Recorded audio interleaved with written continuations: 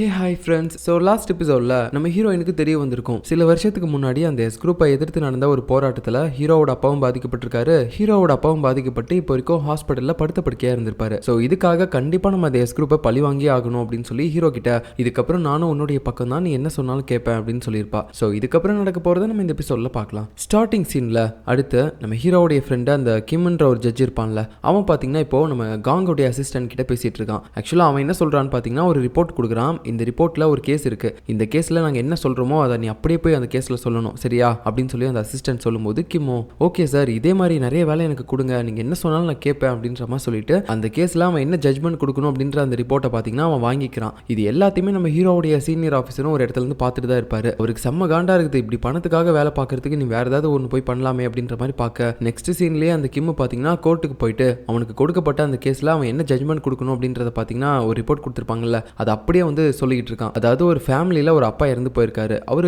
சாகும்போது இன்சூரன்ஸ் போட்டிருக்காரு. ஸோ அந்த பணம் வந்து பார்த்தீங்கன்னா இப்போ அவருடைய பையனுக்கு தான் போகணும். பட் அந்த இன்சூரன்ஸ் கம்பெனிக்கு சாதகமாக இப்போ வந்து இவன் பேசிகிட்டு இருக்கான். அந்த அப்பா இறந்து போனதில் ஏதோ ஒரு மர்மம் இருக்குது, அதை கண்டுபிடிங்க. ஸோ அப்படி பார்க்கும்போது அந்த இன்சூரன்ஸ் பணம் அந்த பையனுக்கு போகாது அப்படின்னு சொல்லி மனசாட்சியே இல்லாமல் ஜட்மெண்ட் கொடுக்குறான். ஏன்னா இவன் இப்படி தீர்ப்பு கொடுக்கறது மூலமாக இவனுக்கு பணம் கிடைக்கும்ல, அதனால தான் இந்த மாதிரிலாம் பண்ணிட்டு இருக்கான். நெக்ஸ்ட் சீனில் நம்ம ஹீரோவுடைய சீனியர் ஆஃபீஸர் இந்த விஷயம் எல்லாத்தையுமே போயிட்டு பாங்க கிட்ட சொல்கிறாங்க. அந்த கிம் வந்து நல்லவன் நினச்சேன், ஆனால் இப்போ தான் அவனை பற்றி உண்மையான விஷயம் தெரிய வருது. அவன் அந்த காங்கு கீழே வேலை பார்க்குறான், அவன் என்ன ஜட்மெண்ட் கொடுக்க சொன்னானோ அது அப்படியே வந்து இந்த கிம் கொடுத்துட்டு இருக்கான். இவனுங்கெல்லாம் நம்பவே முடியாது அப்படின்னு சொல்லிட்டு எல்லா உண்மையுமே நம்ம சீனியர் ஆஃபீஸர் இப்போ பாங்க கிட்ட சொல்லிட்டு இருக்காரு. இப்போ நெக்ஸ்ட் சீனில் நம்ம காங் பார்த்தீங்கன்னா யாரோ ஒருத்தனை மீட் பண்ணி பேசிட்டு இருக்கான். அவனுடைய பேரை நம்ம லீ அப்படின்னு சொல்லி வச்சுக்கலாம். ஸோ இப்போ அடுத்ததான் நம்ம ஹீரோ வந்து காங்க கிட்ட ஒரு வேலை கொடுத்துருப்பான்ல, இந்த மாதிரி தலைவர் மூலமாக அடுத்ததாக ஒருத்தருக்கு ப்ரொமோஷன் கிடைக்க போகுது இல்லை, அதுக்கு வந்து நீங்கள் அந்த ஹவாங் ஜட்ஜை வந்து ஏற்பாடு பண்ணுங்க அப்படின்னு சொல்லியிருப்பான்ல. ஏன்னா இது நம்ம காங்குக்கும் ப்ரெஷர் கொடுக்குற ஒரு சுச்சுவேஷன். அதுவும் இல்லாமல் அவனுடைய அப்பா ஜெயிலுக்கு போக காரணமாக இருந்தவர் தானே அந்த ஹவாங்கு. ஸோ அவரை மறுபடியும் மேல் பதவிக்கு கொண்டு வந்து மறுபடியும் கீழே இருக்கிறதுல நம்ம ஹீரோவுக்கு ஒரு சந்தோஷம், அதுக்காக தான் அப்படி பண்ணியிருப்பான். ஸோ இப்போ அந்த ஹவாங்குக்கு அசிஸ்டன்ட் மாதிரி ஒரு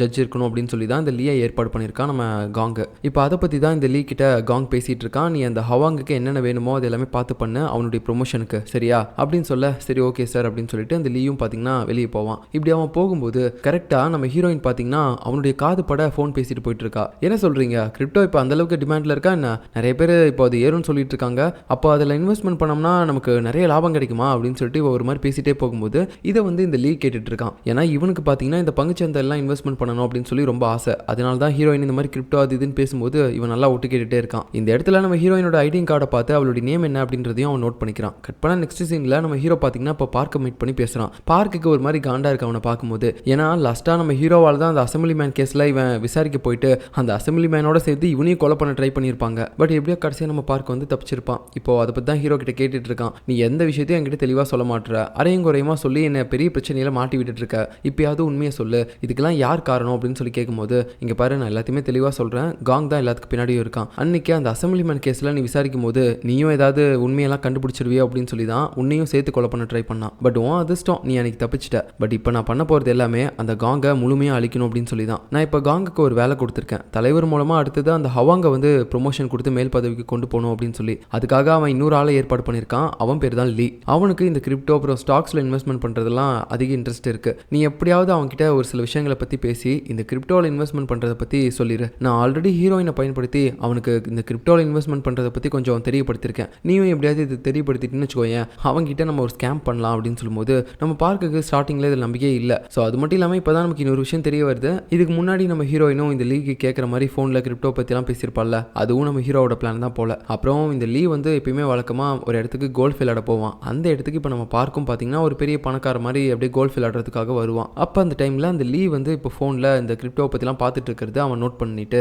சும்மா அவங்ககிட்ட பேச ஆரம்பிக்கிறான். இந்த கிரிப்டோவில் இன்வெஸ்ட்மெண்ட் பண்ணுறதை பற்றி என்ன நினைக்கிறீங்க அப்படின்னு சொல்லி கேட்கும்போது அவனும் சொல்ல ஆரம்பிக்கிறான், இல்லை நான் ஸ்டாக்ஸில் தான் பார்ப்பேன், இப்போ தான் கொஞ்சம் கிரிப்டோவில் வந்துட்டு இருக்கேன், எனக்கு இதை பற்றி அவ்வளோ அனுபவம் இல்லை, உங்களுக்கு ஏதாவது தெரியுமா அப்படின்னு சொல்லும்போது பார்க்கும் சொல்கிறான், எனக்கு தெரிஞ்ச ஒரு கம்பெனி இருக்குது, அவங்க வந்து இந்த கிரிப்டோ லாஸில் போனாலும் சரி இல்லை ப்ராஃபிட்டில் வந்தாலும் சரி மாதம் நம்ம போடுற காசுலேருந்து 10% ரிட்டர்ன் கொடுத்துருவாங்க அப்படின்னு சொல்கிறான். அதாவது இப்போ ஒரு 1 லட்சம் போடுறாங்கன்னு வச்சுக்கோங்களேன், 10,000 ரூபா நமக்கு மாதம் ரிட்டர்ன் கொடுத்துருவாங்க. கிரிப்டோ வந்து லாஸ்ட்டில் போனாலும் சரி ப்ராஃபிட்டில் வந்தாலும் சரி நமக்கு எந்தவித பிரச்சனையும் இருக்காதுல்ல அப்படின்னு சொல்லும்போது இந்த லீக்கு இதில் வந்து ரொம்ப ஆர்வம் அதிகமாக இருக்க மாதிரி தெரியுது. ஏன்னா இதுக்கு முன்னாடியே பார்த்தீங்கன்னா நம்ம ஹீரோயினும் இதே மாதிரி மேட்டரை பற்றி தான் பேசிட்டு போயிட்டு இருப்பா. இந்த மாதிரி 10% நம்ம கொடுக்குறேன்னு சொல்லியிருக்காங்க அப்படின்னு சொல்லிட்டு. ஸோ இப்படி எல்லா இடத்துலையுமே ஒரே கம்பெனியை பற்றி இவங்க பேசுகிறாங்களே 10% ரிட்டர்ன் கொடுப்பாங்க அப்படின்னு சொல்லிட்டு, ஒருவேளை இது நம்பிக்கையான ஒரு கம்பெனியாக தான் இருக்கும் போல அப்படின்னு சொல்லிட்டு இவன் அப்படியே இதை பற்றி நம்ம பார்க்கிட்ட இன்னும் அதிகமாக பேச ஆரம்பிக்கிறான். ஸோ உடனே பார்த்தீங்கன்னா அவங்ககிட்ட நம்ம பார்க்க முடிஞ்ச அளவுக்கு நல்லா மண்டையை கழுவி இது உண்மையாகவே நல்ல கம்பெனி தாங்க, நீங்கள் வந்து இன்வெஸ்ட்மெண்ட் பண்ணிங்கன்னா ஒன்றும் பிரச்சனையும் இல்லை, அவங்க மாதம் மாதம் உங்களுக்கு வந்து 10% கொடுத்துருவாங்க,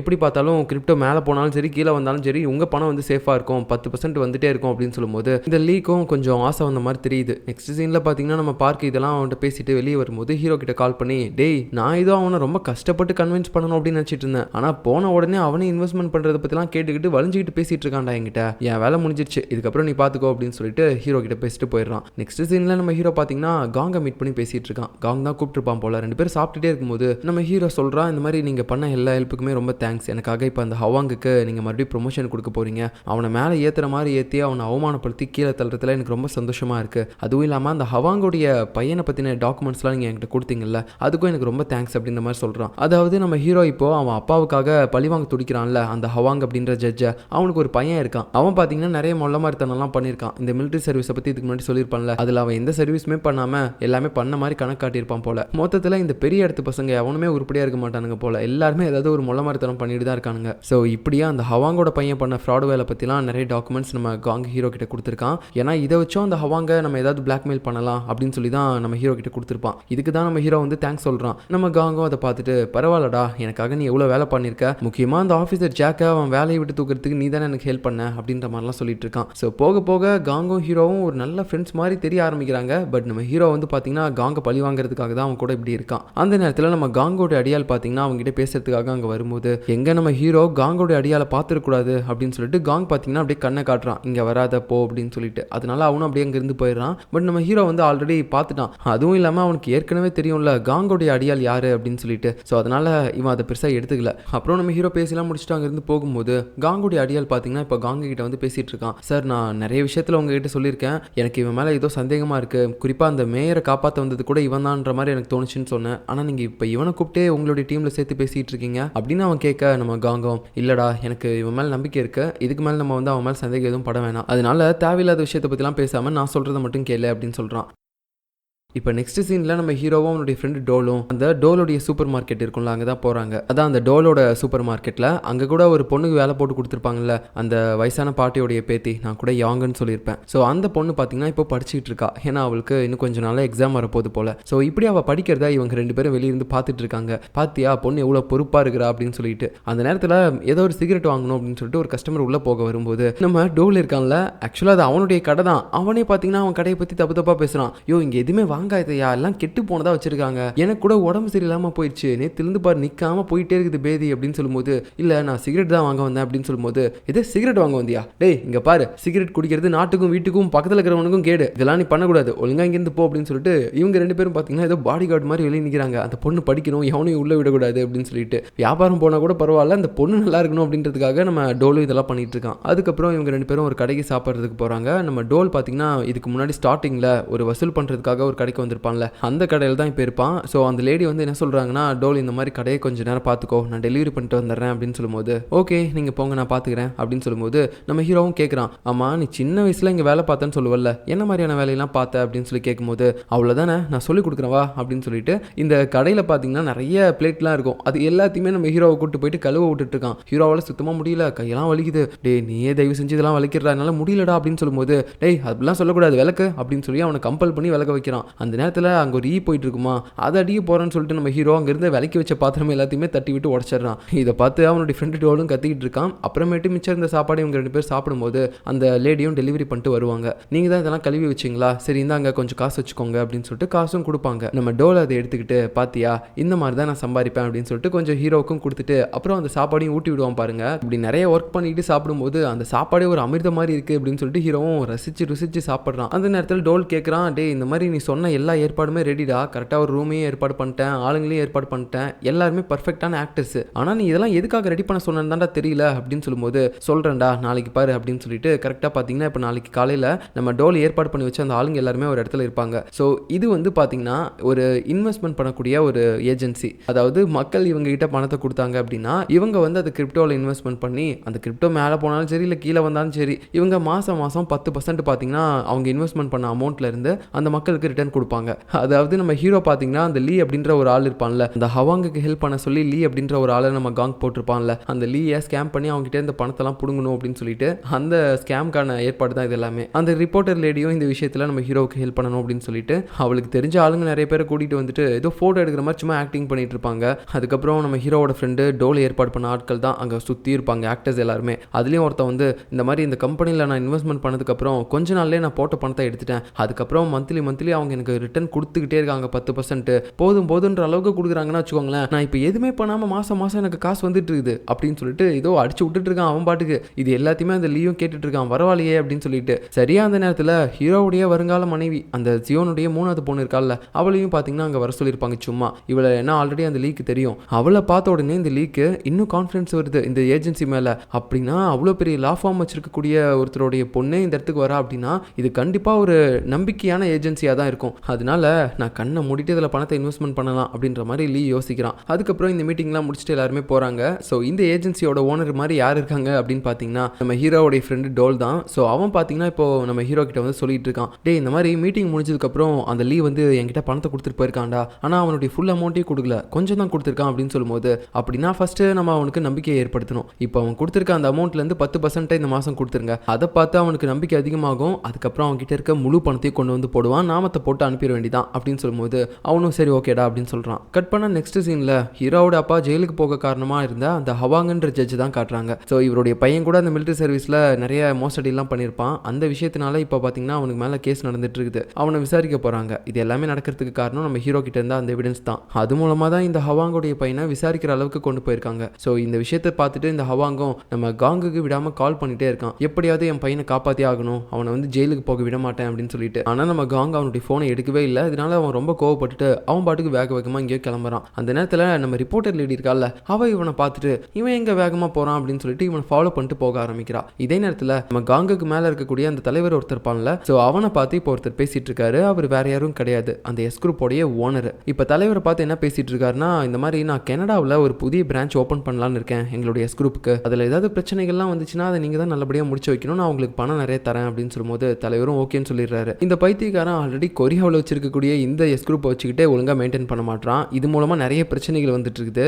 இந்த லட்சணத்தில் இவன் கனடாவில் வேற போயிட்டு 100 பிரான்ச் ஓப்பன் பண்ண போறானா, ஸோ அதுக்கும் இவன் வேற சப்போர்ட் பண்ணுறேன் அப்படின்னு சொல்லிட்டு இருக்கான். இப்போ சடனாக அந்த இடத்துக்கு ஹவாங் வரான். ஸோ வந்துட்டு இந்த மாதிரி என்னோட பையன் வந்து இந்த கேஸில் மாட்டிருக்கான், எப்படியாவது நீங்கள் தான் தலைவரை காப்பாற்றணும், இந்த காங்கெல்லாம் என்னால் நம்பவே முடியாது, நான் ஃபோன் பண்ணாலும் எடுக்கவே மாட்டான் அப்படின்னு சொல்லும்போது, இங்கே பாரு காங் ஒரு விஷயத்தில் முடிவு பண்ணிட்டான் அப்படின்னா அதை வந்து நம்ம மாற்ற வேணாம், அவன் எது பண்ணாலும் ஒரு காரணத்துக்காக தான் பண்ணியிருப்பான், இந்த விஷயத்தெல்லாம் என்கிட்ட ஹெல்ப் கேட்காத, எதுவாக இருந்தாலும் காங்குகிட்டே நீ பேசிக்கோ அப்படின்னு சொல்லிட்டு தலைவரும் கை வச்சிடறாரு. இந்த நேரத்தில் இந்த ஹவாங்கை ஃபாலோ பண்ணிட்டு நம்ம ரிப்போர்ட்டர் லேடி வந்திருப்பாள்ல, அவ இப்போ நம்ம தலைவரோட வீட்டுக்கு வெளியே நின்றுட்டு இருக்கும்போது அங்கே என்ட்ரன்ஸில் பார்த்தீங்கன்னா கார்ல இருந்து இந்த எஸ் குரூப்போட ஆளுங்க தலைவரோட ஆட்களுக்கு நிறைய போட்டியாக கொடுக்குறாங்க. இது எல்லாத்தையுமே அவ வந்து போட்டோ எடுத்து வச்சுக்கிறா. அதுக்கப்புறமேட்டு தான் அவளுக்கு தெரிய வருது, ஓஹோ அப்படின்னா தலைவரே இங்கே பணம் கொடுத்து இவங்க விலைக்கு வாங்கிடுறாங்களா, இதுக்கு மேலே மேலதிகாரி யார் இருக்கா, இப்படியே எல்லாருக்கும் பணம் கொடுத்து தான் இவனுங்கெல்லாம் நிறைய வேலை இங்கே உள்ள பண்ணிட்டு இருக்கானுங்களா அப்படின்னு சொல்லிட்டு இவளுக்கு எல்லாமே தெரிய ஆரம்பிச்சிருச்சு. இப்போ நெக்ஸ்ட் சீன்ல அந்த ஹவாங்குடைய பையன் கேஸை வந்து இப்போ நம்ம ஹீரோ தான் எடுத்துக்கிட்டு இருக்கான். அப்படியே இதை இப்போதைக்கு ஒத்தி வச்சுட்டு அவன் அடுத்து பார்த்தீங்கன்னா அவனுடைய ரூமுக்கு வந்து யோசிச்சுக்கிட்டே இருக்கான், பென்சிலை ஷார்ப் பண்ணிக்கிட்டு. அப்பதான் அவனுக்கு ஒரு டவுட் வர ஆரம்பிக்குது, இந்த ஹவாங்கு எவ்வளோ பெரிய ஜட்ஜு, இவருடைய பையன் கேஸை நான் இப்போ விசாரிச்சுட்டு இருக்கேன், ஆனால் ஏன் மேலிடத்துலேருந்து எந்தவித ப்ரெஷரும் வரல, ஏன் யாருமே எதுவுமே சொல்லலை, பணம் கொடுக்குறத பற்றி கூட யாருமே பேசல, ஏன் இந்த மாதிரி பண்ணுறாங்க அப்படின்னா இதுக்கு பின்னாடி எனக்கு காங் ஹெல்ப் பண்ணுறான் அப்படின்ற ஒரு காரணத்துக்காகவா, காங்குக்கு எப்படி இவ்வளோ பெரிய பவர் கிடைக்குது, அவனை விட பெரிய ஆஃபீஸர் தானே இந்த ஹவாங்கு, அப்படி இருக்கும்போது எப்படி எல்லாருமே அவன் வந்து அடக்கி வைக்கிறான் இந்த கேஸில் அப்படின்னு சொல்லிட்டு ஹீரோ புரியாமல் யோசிச்சுக்கிட்டே இருப்பான். இப்போ இதே நேரத்தில் அந்த லீயை காட்டுறாங்க, அவன் கிரிப்டோ சார்ட்லாம் எடுத்து பார்க்கும்போது அதில் நிறைய இன்னைக்கு லாஸில் போயிருக்கு அப்படின்றது தெரிய வருது. இதை பார்த்தோன்னே அவனுக்கு பயங்கரமாக பயம் ஆயிடுச்சு, ஐயோ இது வேறு தெரியாமல் நம்ம நிறைய பணம் இன்வெஸ்ட்மெண்ட் பண்ணிட்டோமே, இப்போ என்ன ஆகும் அப்படின்னு சொல்லி யோசிக்கும் போது அவனுக்கு பார்த்தீங்கன்னா ஒரு மெசேஜ் வருது. அதாவது அவன் ஒரு பணம் இன்வெஸ்ட்மெண்ட் பண்ணியிருப்பான்ல, அந்த பணத்துலேருந்து 10% பார்த்தீங்கன்னா அவனுக்கு ரிட்டர்ன்ஸ் கொடுத்துருக்காங்க. அதாவது அவன் 1 கோடி ரூபா இன்வெஸ்ட்மெண்ட் பண்ணியிருக்கான் அப்படின்னா 10 லட்ச ரூபா ரிட்டர்ன்ஸ் கொடுத்துருக்காங்க. நம்ம ஹீரோ சொன்னான்ல இந்த மாதிரி ஃபர்ஸ்ட் அவன் போட்ட அமௌண்ட்டில் 10% ரிட்டர்ன் கொடுத்துங்க, அதை பார்த்து அந்த லீவ் முழு பணத்தையும் போடுவான், நம்ம அவனுக்கு மொட்டையை போட்டு போயிடலாம் அப்படின்னு சொல்லியிருப்பான்ல. அவன் நினச்ச மாதிரியே தான் இவனும் இப்போதைக்கு அந்த 10% ரிட்டர்ன்ஸை பார்த்துட்டு ஒரு மாதிரி வாயடிச்சு போயிடுறான். பரவாயில்லையே, கிரிப்டோ மேலே போனாலும் கீழே வந்தாலும் நமக்கு எப்பயுமே மாதம் 10% கொடுத்துருவாங்க போலயே, அப்போனா நம்ம அதிக அமௌண்ட் போட்டோம்னா கண்டிப்பாக நமக்கு அதிக அமௌண்ட் 10% வந்துட்டு இருக்கும்ல அப்படின்னு சொல்லிட்டு இவன் பேராசைப்படுறான். இருந்தாலும் இதை எடுத்தோம் கவுத்தோன்னு பண்ணாமல் நம்ம பார்க் இருக்கான்ல, அவன் வந்து இந்த டிபார்ட்மெண்ட்டை சேர்ந்தவன் தான் அப்படின்னு சொல்லிட்டு உடனே அவங்ககிட்ட போய் கேட்க ஆரம்பிக்கிறான், அன்னைக்கு நீ சொன்ன ஏஜென்சி வந்து உண்மையாகவே ட்ரஸ்டபிள் தானே, அவங்கள நம்பி பணம் போடலாமா, உங்கள் டிபார்ட்மெண்ட் மூலமாக ஏதாவது விசாரிச்சு சொல்றியா அப்படின்னு சொல்லும்போது, எங்கள் டிபார்ட்மெண்ட்டில் இப்போ வரைக்கும் அவங்க மேலே எந்தவித பிளாக் மார்க்கும் கிடையாது, அவங்க ட்ரஸ்டபிள் தான் அப்படின்ற மாதிரி சொல்லிட்டு இருக்கான். பட் இருந்தாலும் இந்த ரிஸ்கியான ஸ்டாக்ஸ் கிரிப்டோ இதெல்லாம் வந்து நான் இன்வெஸ்ட்மெண்ட் பண்ண மாட்டேன் அப்படின்னு சொல்லிட்டு இருக்கான். இருந்தாலும் லீ இவன் சொன்னதை கேட்டுட்டு அப்படின்னா இது இப்போதைக்கு ட்ரஸ்டபிள் அப்படின்றது தெரியுதுல்ல, அதுவே நமக்கு போதும், எல்லா பணத்தையும் கொண்டு போய் அதில் போடலாம் அப்படின்ற மாதிரி யோசிச்சுட்டு இருக்கான். நெக்ஸ்ட் சீனில் நம்ம ஹீரோ கிட்ட பார்த்தீங்கன்னா அந்த ரிப்போர்ட்டர் லேடி அவள் எடுத்துருப்பாள்ல அந்த ஃபோட்டோஸ் எல்லாமே தலைவரோட வீட்டில் அந்த எஸ் குரூப்போட ஓனர் வந்து தலைவருக்கு நிறைய பணம்லாம் கொடுத்துருப்பார்ல, அவருடைய ஆட்கள் மூலமாக புட்டி புட்டியாக கொடுத்துருப்பார்ல, அது எல்லாத்தையுமே நம்ம ரிப்போர்ட்டர் லேடி ஃபோட்டோ எடுத்துகிட்டு இப்போ ஹீரோ கிட்ட காட்டும் போது இவனுக்குன்னா ஷாக் ஆயிடுச்சு. அப்படின்னா தலைவரே இந்த மாதிரி தான் இருக்காரா, அதாவது தலைவர்கிட்டே பணம் கொடுத்தோம்னா ஒரு வேலை ஆயிரும் போல, ஸோ இப்படி எல்லா ஆஃபீஸர்ஸும் இருக்காங்க அப்படின்னா எதுக்குடா இந்த சட்டம், பணம் அதிகமாக வச்சிருக்கிறவன் என்ன வேணாலும் பண்ணலாம் அப்படின்ற மாதிரி சொல்லிட்டு போக வேண்டியதானடா. அதுவும் இல்லாமல் தலைவரே இவ்வளோ மோசமான ஆளாக இருக்காருன்னா கண்டிப்பாக தலைவரும் ஹெல்ப் பண்ணலாம்ல அப்படின்னு சொல்லிட்டு ஹீரோ இப்போ இந்த இடத்துல எல்லாத்தையுமே தெரிஞ்சுக்க ஆரம்பிக்கிறான். யார் யார் கூட கனெக்ஷன்ல இருக்கா, யார் யாருக்கு ஹெல்ப் பண்றாங்க, இது எல்லாமே பாத்தீங்கன்னா அவனுக்கு புரிய வருது. இப்போ அடுத்த சீன்ல நம்ம ஹீரோயினை பாத்தீங்கன்னா அவருடைய மேலதிகாரி கூப்பிடுறாரு, நம்ம ஒரு ரைட் பண்ண போறோம், ஒரு கம்பெனிக்கு போக போறோம் அப்படின்னு சொல்லும்போது ஓகே சார் அப்படின்னு சொல்லிட்டு ஹீரோயின் போயிட்டு இருக்கா. கார்ல போயிட்டு இருக்கும்போது அவர் ஒரு விஷயத்தையே சொல்றாரு, நம்ம இப்போ ரைட் பண்ண போறது ஒரு பிசினஸ் கம்பெனி, பணம் போட்டா 10% ரிட்டர்ன் கொடுக்குறன்ற மாதிரி சொல்றாங்க, அந்த கம்பெனி தான் ரைட் பண்ண போறோம் அப்படின்னு சொல்லும்போது ஹீரோயினுக்கு தூக்கி வாரி போட்டுருது. ஐயோ அந்த கம்பெனியவே நம்ம ஹீரோ தானே ஆரம்பிச்சான் அந்த லீயை ஸ்கேம் பண்ணணும் அப்படின்றதுக்காக, இப்போ நம்ம அதை ரைட் பண்ணோம்னா எல்லா கதையுமே முடிஞ்சிருமே அப்படின்னு சொல்லிட்டு அவள் ஒரு மாதிரி ஷாக்ல இருக்கா. இந்த நேரத்தில் தான் அந்த லீயும் அவனுடைய முழு பணத்தையும் இன்வெஸ்ட்மெண்ட் பண்ணணும் அப்படின்னு சொல்லிட்டு அந்த கம்பெனிக்கு வந்துட்டு இருக்கான். நம்ம டோல் தானே இப்போ அங்கே ஓனராகவும் இருக்கான், அவனுக்கும் இந்த விஷயம் தெரிய வருது, இப்படி போலீஸ் அங்கே ரைடுக்கு வந்துட்டு இருக்காங்க அப்படின்னு சொல்லிட்டு இவனுக்கு என்ன பண்றதுன்னே தெரியல. டேய் சீக்கிரமா வாடா வந்து தொலைடா லீ, உனக்கு மொட்டையை போட்டு நான் சீக்கிரமா இங்கிருந்து ஓடணும் அப்படின்னு சொல்லிட்டு அந்த நேரத்தில் நம்ம ஹீரோ வேற மாஸ்கை போட்டு வந்து இந்த பக்கம் ஹீரோயினோட ஆட்கள் எல்லாருமே வந்து தடுத்து நிறுத்துறான், காரை முன்னாடி விட்டுட்டு. நம்ம ஹீரோயினும் வந்துட்டு பார்த்துட்டு ஹீரோ யாருன்னே தெரியாத மாதிரி அவனை போட்டு திட்டிட்டு இருக்கா, ஏன்டா இப்படிலாம் பண்ணி தொலைகிற, கரெக்டாக வண்டி ஓட்ட மாட்டியா அப்படின்னு சொல்லி கொஞ்ச நேரம் அப்படியே பேசிக்கிட்டு டைம் ஓட்ட பார்க்குறாங்க. கரெக்டாக அந்த பக்கம் அந்த லீவ் வேற வந்துட்டான், நம்ம டோல் கிட்ட வந்து பேசிட்டு இருக்கான், நீங்கள் ரொம்ப டெஸ்டபிள் தானே, உங்களை நம்பி தான் நிறைய பணத்தை போடுறேன் அப்படின்னு சொல்லிட்டே இருக்கும்போது நீங்கள் அதை பற்றிலாம் கவலையே பட வேணாம் சார், நீங்கள் போடுங்க தாராளமாக போடுங்க, மந்த்லி உங்களுக்கு 10% அதுலேருந்து ரிட்டர்ன் வந்துடும், நாங்கள் கேரண்டி அப்படின்னு சொல்லிட்டு இருப்பான். பட் இருந்தாலும் அந்த பைத்தியக்காரன் உடனே போடாமல் விடாமல் நிறைய கேள்வியை கேட்டுகிட்டே இருக்கான். நம்ம டாலுக்கு வேற அப்படியே மண்டையே வெடிக்கிற மாதிரி இருக்குது, டேய் பண்ணாடா சீக்கிரமாக பண்ணித்தலடா, ஏன்டா இந்த மாதிரி பண்ணுற, போலீஸ் வேற வந்துட்டு இருக்குதா அப்படின்னு சொல்லிட்டு அவன் பதட்டத்தில் இருக்கான். சரியா நம்ம ஹீரோவும் இந்த இடத்துக்கு வந்துட்டு இருக்கும்போது கரெக்டாக இங்கே போலீஸ்காரங்க அப்புறம் லாயர்ஸ் எல்லாருமே உள்ள வராங்க. நம்ம ஹீரோயினும் முடிவு பண்ணிட்டா, அவ்வளோதான் இங்கே எல்லாரோட கதையும் முடிஞ்சிச்சு அப்படின்னு சொல்லிட்டு. ஆனால் இங்கே தான் ஒரு ட்விஸ்ட், இவங்களா உள்ள வந்து பார்க்கும்போது அங்கே ஒன்றுமே இல்லை, அப்படியே அந்த கம்பெனியே காலியாக இருக்குது, யாருக்கும் ஒன்றுமே புரியல, எப்படி இங்கேருந்து தப்பிச்சாங்க அப்படின்னு சொல்லிட்டு ஹீரோயினுக்கே ஒன்றுமே புரியல, என்னடா இது நம்ம ஆளுங்க இங்கே தானே கடையை போட்டு உட்காந்துருந்தாங்க, ஆளுங்களே காணும் அப்படின்னு சொல்லிட்டு. இப்போ நமக்கு ஒரு ஃப்ளாஷ்பேக்கை காட்டுறாங்க. ஆக்சுவலாக இந்த இடத்துக்கு ரைட் பண்ண சொல்லி ஹீரோயினோட உயர் அதிகாரிக்கு யார் இன்ஃபார்ம் பண்ணுது அப்படின்னு சொல்லி பார்த்தீங்கன்னா அது நம்ம ஹீரோ தான். ஏன்னா அப்பதான் இந்த லீ அவனுடைய பணம் எல்லாத்தையுமே இழந்திருக்கான் அப்படின்ற விஷயம் காங்குக்கு போய் சேரும் அப்படின்னு சொல்லிட்டு. ஸோ கரெக்டாக இவங்களாம் உள்ள வந்து பார்க்கும்போது அந்த இடத்துல பார்த்தீங்கன்னா பணம் எதுவுமே இல்லை, அதுவும் இல்லாமல் நம்ம டோலும் அந்த லீயும் இருந்தது வேற ஒரு இடம், அதனால தான் போலீஸ் வந்து பார்க்கும்போது இங்கே யாருமே இல்லை. அதுவும் இல்லாமல் ஆல்ரெடி டோல் வந்து பணம் எல்லாத்தையுமே வாங்கிட்டான் அந்த லீ கிட்ட இருந்து, கிட்டத்தட்ட பார்த்தீங்கன்னா ஒரு 300 கோடி ரூபா பண்ணிட்டான். ஃபர்ஸ்ட் கூட ஒரு 1 கோடி தான் பண்ணான். கரெக்டாக இவங்களும் ரைடு பண்ணி இந்த கம்பெனிக்கு வரும்போது லீக்கு இப்போ தெரிஞ்சு போச்சு, அப்படின்னா நம்ம பணம் எல்லாத்தையுமே வந்து ஆட்டை போட்டானுங்க, இது வந்து ஒரு ஃப்ராட் கம்பெனி போல அப்படின்னு சொல்லிட்டு உள்ள வந்து அந்த ஓனர் எங்க இருக்கான் அப்படின்னு சொல்லி எல்லா இடத்துலையுமே நம்ம டோலை தான் தேடிட்டு இருக்கான். ஆனால் இவங்க எல்லாரும் காலி பண்ணிட்டு போயிட்டாங்கல்ல. ஸோ இவனுக்கு பயங்கரமான கோவம். அந்த கூட்டத்தில் பார்த்தீங்கன்னா ரைட் பண்ணுறதுக்காக இவனும் வருவான், யாரு நம்ம பார்க்கு, அவனுடைய சட்டையை பிடிச்சி மிரட்டிட்டு இருக்கான். டேய் நீ ரைடு பண்ண மாட்டாங்கன்னு சொன்னேன், ஏன்டா இந்த மாதிரி திடீர்னு வந்தீங்க, இவனுக்கு ஸ்கேமர்ஸ்ன்ற விஷயத்த முன்னாடியே என்கிட்ட சொல்லியிருக்கலாம்டா அப்படின்னு சொல்லி கதறிட்டு இருக்கும்போது நம்ம காங்கு பார்த்தீங்கன்னா இப்போ இந்த லீக்கு கால் பண்ணுறான். டேய் நான் உங்ககிட்ட கொடுத்தால ஒரு 300 கோடி ரூபா பணம், அதை எனக்கு மாற்றி விடு அப்படின்னு சொல்லி கேட்குறான். அப்போ தான் நமக்கு இன்னொரு விஷயமே தெரிய வருது, அந்த பணம் எல்லாமே இவனோடது கிடையாது, நம்ம காங் தான் கொடுத்து வச்சிருக்கான் போல. ஆனால் இப்போ அது எல்லாத்தையுமே நம்ம ஹீரோவோட டீம் கிட்ட இவன் ஸ்கேம் ஆகி இழந்துட்டான். ஸோ அதனால என்ன பண்ணுறதுனே தெரியாமல் இவன் முடிச்சிட்டு இருக்கிறான். அடுத்து நைட் ஆகுது, நம்ம ஆளுங்க எல்லாருமே இந்த பிளானை பக்காவாக போட்டு எக்ஸிக்யூட் பண்ணி அந்த பணத்தை ஆட்டே போனானுங்களா, இந்த பணத்தை இப்போ என்ன பண்ணுறது அப்படின்னு சொல்லிட்டு ஒரு மாதிரி பேசிகிட்டு இருப்பாங்க எல்லாரும் நல்லா சாப்பிட்டுக்கிட்டு குடிச்சிக்கிட்டு. அந்த நேரத்தில் நம்ம ஹீரோ சொல்கிறான், இதை வந்து நம்ம இல்லாதவங்களுக்கு கொடுத்துடலாம், ஐ மீன் நம்ம ஏதாவது ஒரு சேரிட்டிக்கு டொனேஷன் பண்ணிடலாம் அப்படின்னு சொல்லிட்டு எல்லாருமே நல்லா ஜாலியாக சிரிச்சு பேசிக்கிட்டு, அப்புறம் நம்ம ரிப்போர்ட்டர் லேடியும் வருவா, அவளும் வந்து சாப்பாடுலாம் கொடுப்பா, ரொம்ப என்ஜாய் பண்ணிட்டு இருக்காங்க எல்லாருமே. ஆனால் இது எல்லாத்தையுமே ஓரமாக இருந்து நம்ம ஹீரோவுடைய வருங்கால மனைவியும் பார்க்குறா, அவளும் இந்த பிளானுக்கு இவங்களுக்கு ஹெல்ப் பண்ணியிருப்பா. ஏன்னா இவங்கெல்லாம் செட்டு போட்டு அந்த லீயை ஏமாற்றணும் அப்படின்னு நினைக்கும் போது இவளும் அந்த லீக்கு கொஞ்சம் ரெஸ்ட் கொடுக்கணும் அப்படின்றதுக்காக அந்த இடத்துக்கு வந்திருப்பாள்ல, இவளை பார்த்து தான் அவன் இன்னும் ரொம்ப ட்ரஸ்ட் ஆயிருப்பான் அந்த கம்பெனி மேலே போடணும் அப்படின்னு சொல்லிட்டு. இப்போ இவங்க எல்லாருமே இப்படி ரொம்ப சந்தோஷமாக இருக்கிறத பார்க்கும்போது இவளுக்கு ஒரு மாதிரி கொஞ்சம் இதாக இருக்குது, இந்த மாதிரி பிளேஸ்க்குலாம் நம்ம வரக்கூடாது அப்படின்னு சொல்லிட்டு அவள் பாட்டுக்கு காரில் போய் உட்காந்துட்டு அழுக ஆரம்பிக்கிறா. எதுக்காக நான் இவங்க கூட சேரக்கூடாதுன்னு நினைக்கிறேன், ஆனால் இவங்க கூட எனக்கு சேர்ந்துருக்கணும்னு தோணுது, ஆனால் என்னோட லைஃப் இதுக்கு இது கிடையாது இல்லை அப்படின்னு சொல்லிட்டு அவள் பாட்டுக்கு போயிடுறா. அதாவது இவங்கலாம் வந்து கொஞ்சம் லோக்கல், நம்ம வந்து பெரிய ஆள்,